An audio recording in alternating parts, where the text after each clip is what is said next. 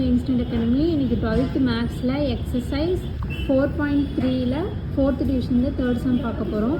இப்போ என்ன கொடுத்துருக்காங்கன்னா cos sine inverse 4/5 minus tan inverse 3/4னு கொடுத்துருக்காங்க. இப்போ இங்கே tan இருக்கிறனால இங்கேயும் நம்ம tan மாற்ற போகிறோம். அதுக்கு வந்துட்டு நம்ம என்ன பண்ண போகிறோன்னா காஸ்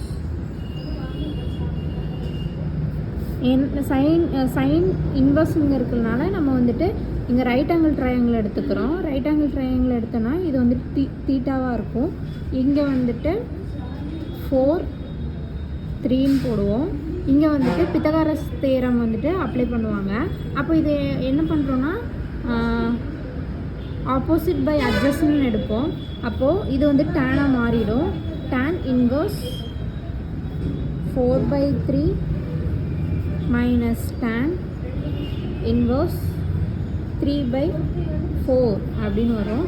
இப்போ என்ன பண்ணணும்னா காஸ் tan இன்வர்ஸ் ஒட்டுக்கா எழுதணும். எழுதணும்னா tan இன்வர்ஸ் வந்துட்டு காமனாக இருக்கும். அப்போது 4/3 மைனஸ் 3/4/1 ப்ளஸ் 4/3 ப்ளஸ் 3/4 அப்படின்னு வரும். இப்போ நம்ம என்ன பண்ணணும்னா 4ம் 4ம் கேன்சல் ஆகிடும், 3ம் 3ம் கேன்சல் ஆகிடும்.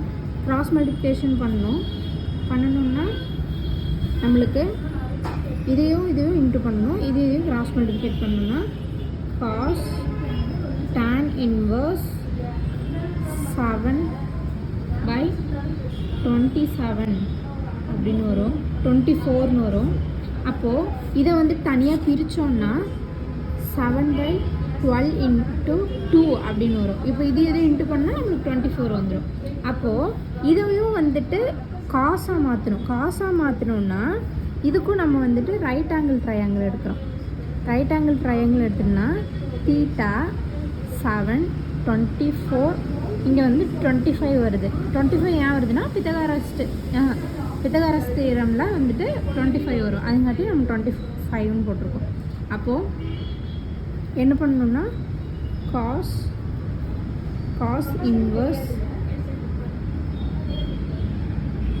24/25 அப்படின்னு போடுறோம். அப்புறம் நம்மளோட ஆன்சர் வந்துட்டு இதுவும் கேன்சல் ஆகிடுச்சுன்னா 24/23 தான் நம்மளோட ஆன்சர்.